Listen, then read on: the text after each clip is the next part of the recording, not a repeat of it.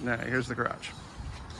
It's a mess outside the garage. So I have this really cool, nice, useful 8-foot by 4-foot table that is completely covered in crap because it is a horizontal surface and it gets filled. And I don't like that. It has nice storage underneath.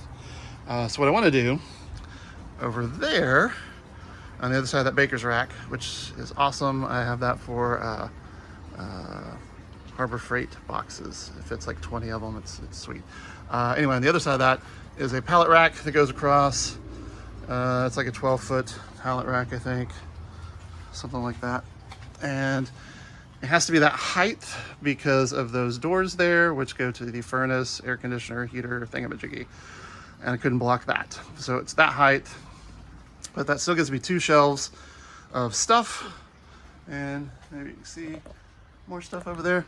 Anyway, it's just junk. And anything from about here down is gonna go away soon-ish. That's all Cub Scout stuff that hopefully we will have a place for the Cub Scouts to put soon. But anyway, that has been great. However, that did not solve my storage issues. Clearly, I still have junk piled up outside and every flat surface in here. So what I thought about doing is along this wall, let's see if I can get a good view of that. So from the wall to the end of the door rack thingamajiggy is that rail is 11 feet. So if I get a 10-foot pallet rack, I can put it in there, and it's 10 foot tall, so I need like an 8-foot tall pallet rack so I don't hit the ceiling. Because if you try to put a 10-foot tall thing in a 10-foot tall room, it will not fit usually. So I need to do that anyway. And then it can have a shelf that is this height all the way across. And then that should be, what is that, about 5.5 feet. So that's like 4.5 feet of storage space above that. So we'll have another shelf. I can put like the boxes of stuff and random things and all kinds of stuff can go up there. That will give me, that will double the storage space that I have currently, at least with that rack. And then, I keep putting my finger there. Forget the camera's over there. Okay, so here, where the laser engraver, the two laser engravers, we have 2, the 2 3D printers and the CNC router are, I want to put a pallet rack here going from there up to the ceiling and over about here-ish up to the ceiling. That should be about 8 feet, hopefully. And if it's this height, this is the first shelf, well, maybe the second shelf, but there will be a shelf this height for the for the CNC router and the laser. They will be going this way. And then another shelf about yay high for the 3D printers and all of their stuff. And then another shelf above that, and then maybe another shelf above that, and then maybe one even down there.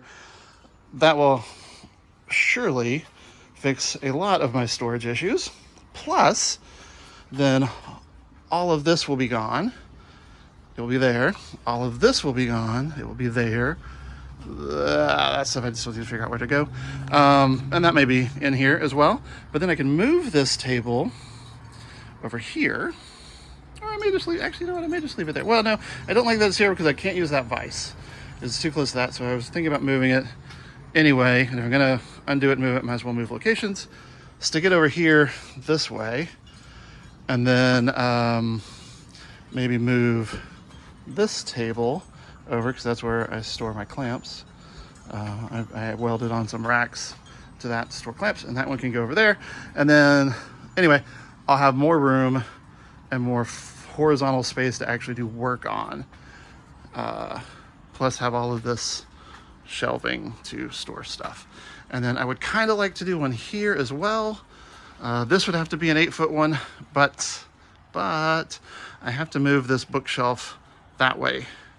And the pallet rack is going to come out to about like there. Like there's going to be like an inch or two maybe. So I don't know that I'm going to have enough room to do that. And that's just a pain in the butt to move Anyway, not even counting all the books. That thing weighs like 150 pounds. It's crazy heavy. It was free, which is why I have it. And of course, I didn't put anything on casters. So this big heavy thing is not on casters. Now those two are, but they were born that way. This one's not on casters. That's not on casters. That's not on casters. That is, yay. And that is, so these two are easy to move, which I'm going to have to do because if I'm going to have the pallet rack end here, well, it's going to be in the way, so something's going to move. So all this is going to have to get reorganized. Ugh.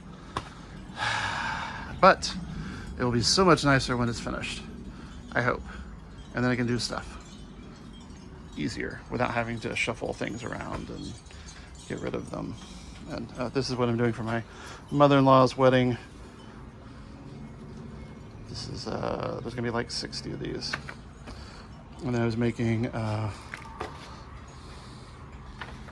some Advent ornaments that are numbered.